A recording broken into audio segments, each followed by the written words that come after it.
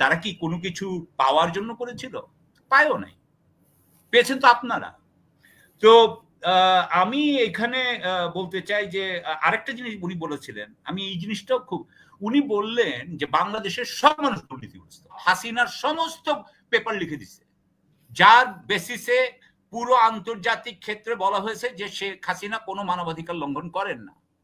তো আপনারা কিছু করেছেন ওনাকে? কিছু করেননি।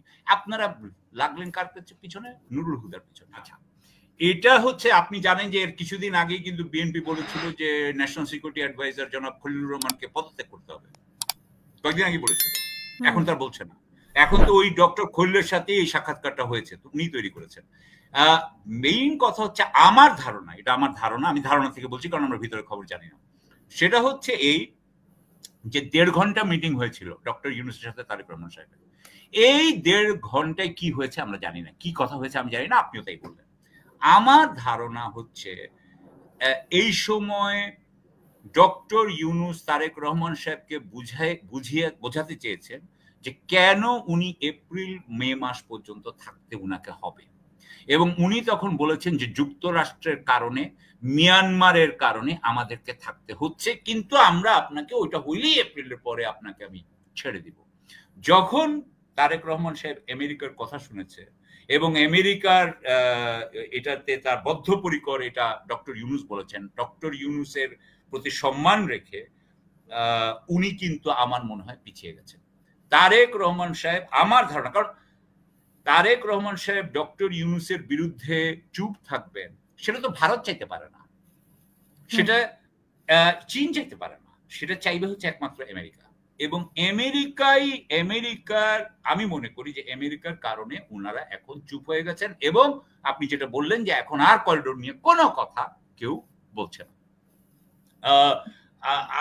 আমি তো দেখলাম এপ্রিল না তো ফেব্রুয়ারিতে তো আসলো, বাট শর্ত দিয়ে ফেব্রুয়ারিতে মানে নির্বাচনের না, ফেব্রুয়ারিতে আসে নাই, সরি, ফেব্রুয়ারিতে উনার মুখ দিয়ে কিন্তু উনি ফেব্রুয়ারি বলেন নাই, এটা আমরা যতদূর জানতে পেরেছি, উনার ফেব্রুয়ারি বলেন নাই। এবং সেই সময় সংস্কার এবং নির্বাচন সেম থিং, ওই যে ঐক্যমত জীবনে কোনোদিন হবে না, ওগুলো দিয়ে উনি কিন্তু বলেছেন যে ওটা হলে দেখা যাবে এন্ড অল দ্যাট, মানে ওটা হচ্ছে না এখন।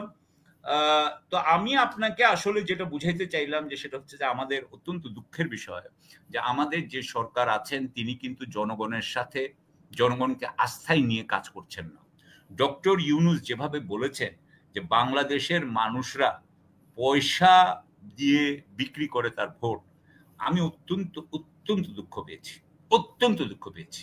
আমি উনার মুখ থেকে এই কথাটা আশাই করি নাই। উনি নিজের জন্য 650 কোটি টাকা ট্যাক্স মাফ করাইতে পারেন, কোনো অসুবিধা নাই, আর ওইখানকার মানুষ 500 টাকার বা 1000 টাকা দিয়ে ভোট বিক্রি করেছে, তাতেই উনার এই অবস্থা।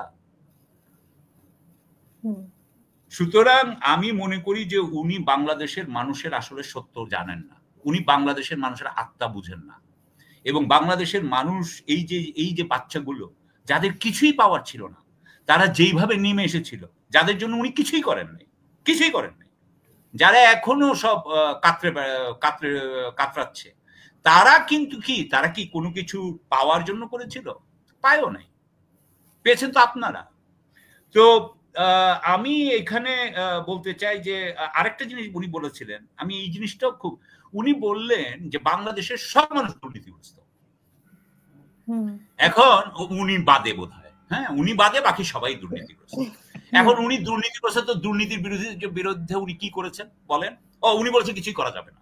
উনি রং, এই ব্যাপারে উনি যদি বলে থাকেন, আমি ওনাকে চ্যালেঞ্জ দিলাম, আমি ওনাকে চ্যালেঞ্জ দিচ্ছি, মঞ্জুর ভাই, আমাদের মতো লোকরা যদি, আমরা যদি 1 মাস 2 মাসের মধ্যে 3 মাসের মধ্যে এই দুর্নীতির 12টা বাজে ছেড়ে দিতে পারি, কারণ আমরা তো যে প্রথমেই অলিগার্ডকে ঢুকাই দিব, যেই মুহূর্তে বড় একজনকে ঢুকাই দিব আর ছোটগুলো সব ভয়ে কাঁপতে থাকবে এবং এসে এসে আপনার সাথে ডিল করবে। আমরা জানি কি করে করতে হয়, উনি হয়তো জানেন না, সেই জন্য উনি বলছেন যে এটা কিছু করা যায় না। ওকে, এবার আমি সরি, আমি অনেক সময় নিয়ে নিচ্ছি। এরপরে হচ্ছে গিয়া সিসির ব্যাপারে একটু কথা বলে আমি আবার মঞ্জুর ভাই হাতে দিয়ে দিই। সেটা হচ্ছে যে আমি সিসি যা করেছেন খুবই খারাপ কাজ করেছেন, মানে সিসি থাকা অবস্থায় যা করেছেন খুবই খারাপ কাজ করেছেন, এই বিষয়ে কোনো সন্দেহ নেই।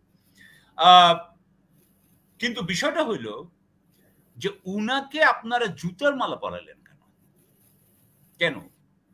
কারণ আপনাদের দেশে শিক্ষিত মানুষরা কিছু করতে পারে না, এই জন্য আপনারা মবের উপরে নির্ভর করেন।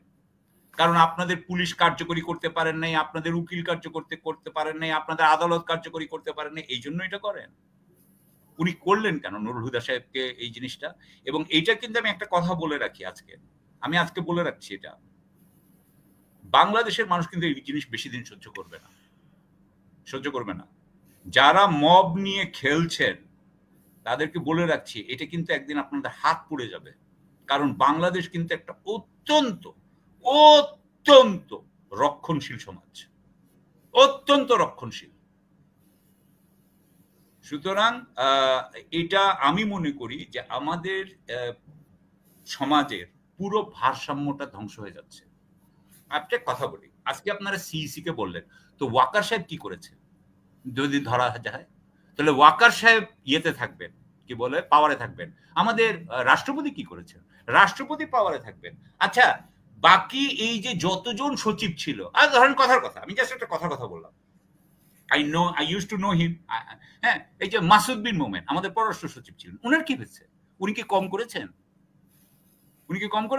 কম করেন। আপনার আজকে যিনি আপনার হাই কমিশনার ভারতে, রিয়াজ হামিদুল্লাহ সাহেব হাসিনার সমস্ত পেপার লিখে দিছে, যার বেসিসে পুরো আন্তর্জাতিক ক্ষেত্রে বলা হয়েছে যে শেখ হাসিনা কোনো মানবাধিকার লঙ্ঘন করেন না। তো আপনারা কিছু করেছেন? ওনাকে কিছু করেননি। আপনারা লাগলেন কার পিছনে? নুরুল হুদার পিছনে। আমি যেটা বলতে চাই, উনি এবং উনার থেকে আরো খারাপ কাজ করেছে অনেক মানুষ। আই এম সরি, অনেক মানুষ। আচ্ছা, আরেকটা জিনিস বলি, এই যে আমাদের দেশের ইতিহাসটা কি? আমাদের দেশের ইতিহাস হচ্ছে পাকিস্তানের যারা লেজুর বৃত্তি করতো তারা সব গুলশানের জমি পেয়েছে, আর যারা শেখ কি বলে আওয়ামী লীগের ইয়ে করতো, আওয়ামী লীগ বিএনপি করতো, তারা সব আওয়ামী লীগ বনানী গুলশানে জমি পেয়েছে, বাড়িধারা জমি পেয়েছে। এটাই তো নিয়ম। উনিও আওয়ামী লীগেরটা করেছেন, করে ধরা খেয়েছেন। সো আমি মনে করি এখান থেকেও কিন্তু আমাদেরকে চলে আসতে হবে, এটা আর মেনে নেওয়া যাচ্ছে না। আপনি যদি চান যে মানে কালচারাল রেভলিউশনের মতো কিছু করতে, এটা আর আমি আর মেনে নিতে পারছি না। আমি অনেক বেশি কথা বলে ফেলেছি। মঞ্জুর ভাই, আপনার সরি।